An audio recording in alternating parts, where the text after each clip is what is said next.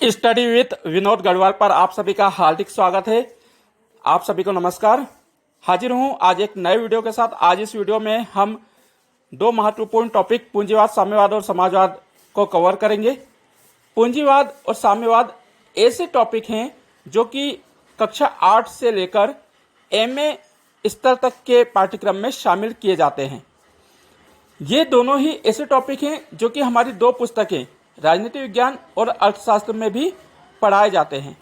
राजनीति विज्ञान में जब हम पढ़ते हैं तो पूंजीवाद और साम्यवाद को विचारधारा के रूप में पढ़ते हैं, और जब अर्थशास्त्र में हम पढ़ते हैं तो इसे अर्थव्यवस्था के रूप में पढ़ते हैं। दरअसल पूंजीवाद और साम्यवाद, समाजवाद बहुत व्यापक टॉपिक है और ये एक ऐसा टॉपिक है जिस पर घंटों डिस्कशन किया जा सकता है, किंतु मैं आपको आज इस वीडियो में समझाने का प्रयास करूंगा कि इन दोनों ही विचारधाराओं, दोनों ही व्यवस्थाओं में मूलभूत क्या अंतर है। पूंजीवाद और साम्यवाद की क्या अवधारणा है, पूंजीवाद साम्यवाद किसे कहते हैं, पूंजीवाद साम्यवाद क्या है, और इन दोनों में मूलतः क्या अंतर है, किन आधारों पर इनमें अंतर किया जा सकता है। दरअसल हमारी जो कक्षा 12वीं NCERT राजनीति विज्ञान की प्रथम पुस्तक है समकालीन विश्व राजनीति, उसके अध्याय 1 और 2 में कई बार हमने पूंजीवाद और साम्यवाद का जिक्र किया है। मैंने अध्याय 2 ध्रुवीयता का अंत के जब प्रश्नोत्तर करवाए थे तब आपसे कहा था कि पूंजीवाद और समाजवाद में अंतर आप मुझे कमेंट बॉक्स में करके बताइएगा, किंतु किसी भी विद्यार्थी ने मुझे कमेंट करके उत्तर नहीं दिया। हाँ, जो विद्यार्थी मुझे जानते थे उन्होंने ज़रूर मुझे फ़ोन किया कि सर प्लीज़ आप पूंजीवाद और साम्यवाद को हमें समझाइए, और आप सभी विद्यार्थियों के निवेदन पर आज का मैं यह वीडियो तैयार कर रहा हूँ। तो आप इसे ध्यान से सुने और पूंजीवाद और साम्यवाद को लेकर जो आपके मन में कन्फ्यूज़न है उसे दूर करें। वीडियो को हम स्टार्ट करें उसके पहले आप सभी से एक निवेदन कि जिन विद्यार्थियों ने अभी तक चैनल को सब्सक्राइब नहीं किया है वे प्लीज़ चैनल को इस समय झटपट सब्सक्राइब कर लें। बेल आइकन का बटन अवश्य दबा दें ताकि आपको नए वीडियो अपलोड होने का नोटिफिकेशन मिल सके। चलिए सबसे पहले हम देखते हैं पूंजीवाद और साम्यवाद की अवधारणा क्या है, किसे पूंजीवाद और साम्यवाद कहते हैं। सबसे पहले हम पूंजीवाद को देखते हैं। देखिए, पूंजीवाद एक बहुत पुरानी अवधारणा है। पूंजीवाद में निजी व्यक्तियों को बढ़ावा दिया जाता है। इसमें संपत्ति पर निजी व्यक्तियों का अधिकार होता है। राज्य का कोई हस्तक्षेप नहीं रहता है। पूंजीवादी व्यवस्था में खुली स्पर्धा होती है और व्यक्ति को अपनी क्षमता अनुसार विकास करने को कहा जाता है। जबकि इसके विपरीत हम साम्यवादी विचारधारा की बात करें तो साम्यवादी विचारधारा का यह मानना है कि पूंजीवाद के कारण समाज में असमानता उत्पन्न हुई है और इस असमानता को दूर करने के लिए हम क्रांति करेंगे, संघर्ष करेंगे, आंदोलन करेंगे, और इस क्रांति आंदोलन के दौरान यदि हिंसा हो जाती है तो हम उसके माध्यम से भी समाज में परिवर्तन लाएंगे और बहुत जल्दी ही हम समाज को परिवर्तित करके रख देंगे। दरअसल यह उत्पन्न कहाँ से हुआ? पूंजीवादी व्यवस्था में ही साम्यवाद को निहित माना जाता है। जब इंग्लैंड में औद्योगिक क्रांति हुई तो इस औद्योगिक क्रांति के परिणाम स्वरूप समाज दो भागों में बंट गया।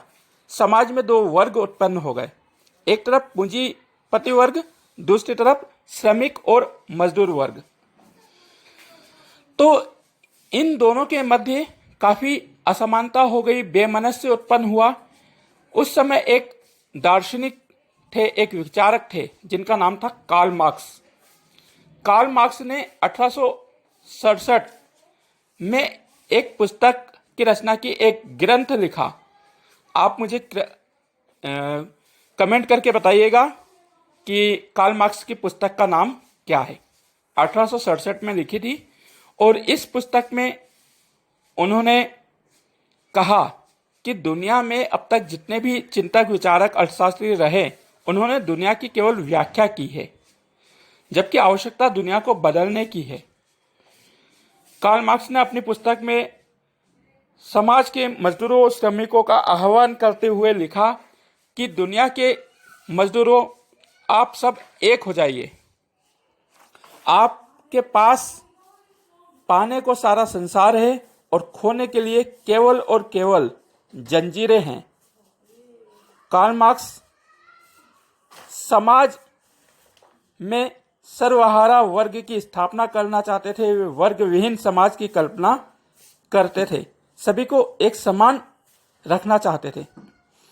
कार्ल मार्क्स की इसी विचारधारा के चलते देश दुनिया में कई क्रांतियां हुई, जिनमें सन 1917 की रूसी क्रांति, जिसे हम बोल्शेविक क्रांति के नाम से जानते हैं, जिसने उस समय जो भी पूंजीपति थे, उन पूंजीपतियों की फैक्ट्रियों का विरोध करते हुए समाज में परिवर्तन लाने की बात कही। लेनिन के नेतृत्व में यह क्रांति हुई और साम्यवादी विचारधारा का जन्म हुआ, साम्यवादी विचारधारा का उदय हुआ। इसके बाद सन 1949 में भी चीन में चीनी क्रांति हुई, साम्यवादी क्रांति जिसे कहा जाता है, माओ त्से तुंग के नेतृत्व में, और चीन में साम्यवादी विचारधारा की स्थापना हुई।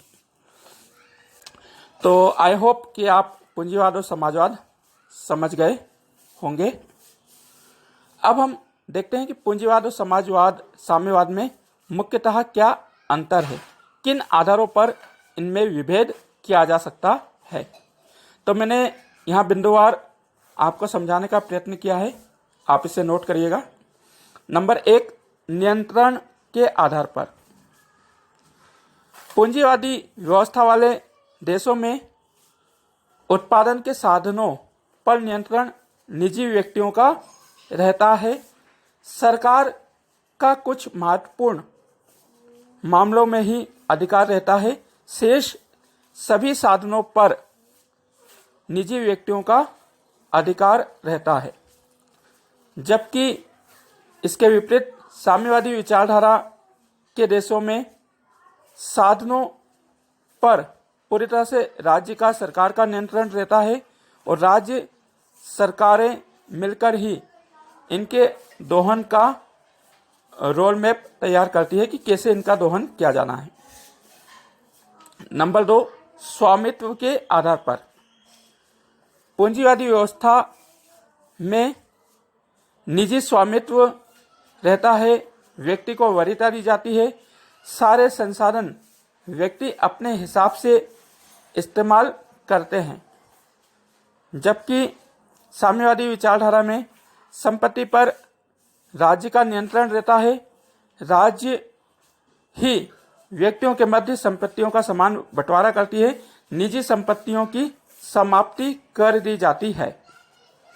नंबर 3, लोकतंत्र के आधार पर। पूंजीवादी विचारधारा के देशों में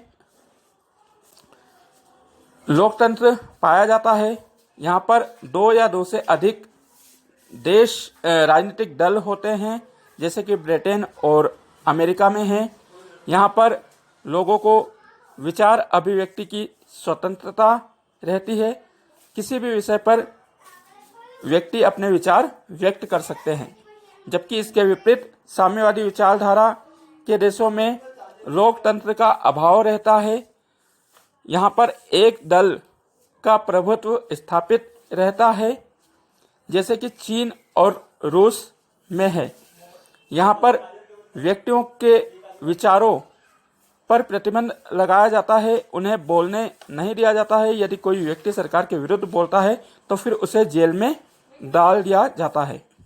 नंबर 4, मताधिकार के आधार पर। पूंजीवादी व्यवस्था में जनता को अपने प्रतिनिधि चुनने का अधिकार होता है। जनता सीधे अपने राष्ट्रपति, प्रधानमंत्री का चुनाव करती है, जैसे कि अमेरिका में अगले माह चुनाव होना है। जबकि साम्यवादी विचारधारा के देशों में एक प्रमुख दल के सदस्य ही अपने दल के नेता को चुनते हैं, जो कि राष्ट्रपति, प्रधानमंत्री बनता है। नंबर 5, समानता के आधार पर। पूंजीवादी व्यवस्था वाले देशों में असमानता व्याप्त रहती है। यहाँ पर समाज में अमीरी और गरीबी का भेदभाव रहता है। अमीर अमीर होता है जबकि गरीब गरीब बनता जाता है। जबकि इसके विपरीत साम्यवादी विचारधारा के देशों में समतामूलक समाज की स्थापना की जाती है। यहाँ पर सभी व्यक्तियों का समान रूप से ख्याल रखा जाता है, सभी को एक समान सुविधाएं उपलब्ध कराई जाती है। नंबर 6, सुविधाओं के आधार पर। पूंजीवादी देशों में व्यक्ति अपनी सुविधा का इंतजाम स्वयं करते हैं, जबकि साम्यवादी विचारधारा के देशों में नागरिक सुविधाएं जुटाने का कार्य सरकारें करती हैं और उन्हें न्यूनतम सुविधाएं उपलब्ध कराई जाती हैं। प्रतियोगिता के आधार पर। पूंजीवादी विचारधारा के देशों में खुली स्पर्धा रहती है, जिससे काफ़ी व्यापार अधिक से अधिक किया जाता है और सामान में गुणवत्ता लाई जाती है। जबकि साम्यवादी विचारधारा में खुली प्रतियोगिता नहीं रहती है, प्रतिस्पर्धा का अभाव रहता है, जिसके चलते व्यापार सीमित होता है और गुणवत्ता पर कोई ध्यान नहीं दिया जाता है। नंबर 7, लाभ के आधार पर। पूंजीवादी व्यवस्था में अधिक से अधिक लाभ कमाया जाता है, मुनाफे पर जोर दिया जाता है, जबकि साम्यवादी विचारधारा के देशों में मुनाफे के स्थान पर जनहित को सर्वोपरि माना जाता है और जनता में जो भी लाभ होता है उसको बांट दिया जाता है। नंबर नेक्स्ट, विकास के आधार पर। पूंजीवादी व्यवस्था के देशों में विकास तीव्र गति से होता है और बहुत तेजी से ये अपना विकास करते हुए भौतिक सुख सुविधाएं जुटाते हैं, जबकि साम्यवादी विचारधारा के देशों में विकास धीरे धीरे क्षणे क्षणे होता है और लोग अपनी बुनियादी सुविधाएं नहीं जुटा पाते हैं, भौतिक सुख सुविधाओं का अभाव पाया जाता है। तकनीकी आधार पर। पूंजीवादी देश तकनीकी आधार पर काफ़ी विकसित होते हैं, वहाँ पर नई नई टेक्नोलॉजी आती है, जबकि साम्यवादी विचारधारा वाले देश में तकनीकी का अभाव रहता है, वह कम तकनीक संपन्न बन पाते हैं। पूंजीवादी विचारधारा के देशों में मुक्त व्यापार किया जाता है, जबकि साम्यवादी विचारधारा के देशों में सीमित व्यापार किया जाता है। तो प्रिय विद्यार्थियों, ये थी हमारी पूंजीवाद और साम्यवाद की विचारधारा, पूंजीवादी और साम्यवादी अर्थव्यवस्था। देखिए, पूंजीवाद और साम्यवाद दो ऐसी विचारधाराएं थी जिन्होंने द्वितीय विश्व युद्ध के उपरांत न केवल शीत युद्ध को जन्म दिया, बल्कि इन दोनों ही विचारधाराओं के कारण विश्व एक भय के वातावरण में रहा। विश्व में भय बना रहा 1945 से 1990 के दौरान। कब क्या होगा किसी को भी नहीं पता था। तो काफ़ी भय का वातावरण रहा। इन विचारधाराओं के वर्चस्व स्थापित करने के चक्कर में लाखों लोग मारे गए। अंततः साम्यवादी विचारधारा का सन 1991 में धीरे धीरे पतन हुआ। भारत, हम हमारे देश की बात करें तो भारत में मिश्रित अर्थव्यवस्था को अपनाया गया है। हम पूंजीवादी और समाजवादी दोनों ही विचारधाराओं से संबंध रखते हुए हमने हमारी अर्थव्यवस्था को मिश्रित अर्थव्यवस्था के रूप में ढाला है। तो मुझे उम्मीद है कि आपको आज का वीडियो पसंद आएगा। यदि वीडियो पसंद आया हो, समझ में आया हो, तो प्लीज़ इसे लाइक करें, अधिक से अधिक शेयर करें और कमेंट करके ज़रूर बताएं कि आपको कैसा लगा है। यदि आपके और भी कोई डाउट्स हों तो आप मुझे बताएं, मैं आपको क्लियर करने का प्रयास करूंगा। अंत में आप सभी से एक निवेदन, कोरोना महामारी बहुत तेजी से फैल रही है, इसलिए सरकार द्वारा बनाए गए नियमों का पालन करें। सोशल डिस्टेंसिंग मेंटेन करते हुए 2 गज की दूरी बनाए रखें, मास्क जरूर पहनें, सैनिटाइजर से अपने हाथों को बार बार धोएं, घर में रहें, सुरक्षित रहें, नियमित और निरंतर रूप से अपनी पढ़ाई जारी रखें। मिलते हैं नेक्स्ट वीडियो में एक नए टॉपिक के साथ। तब तक के लिए मुझे इजाज़त दीजिए। Bye bye. Thank you for watching my YouTube channel. जय हिंद, जय भारत। Pause button.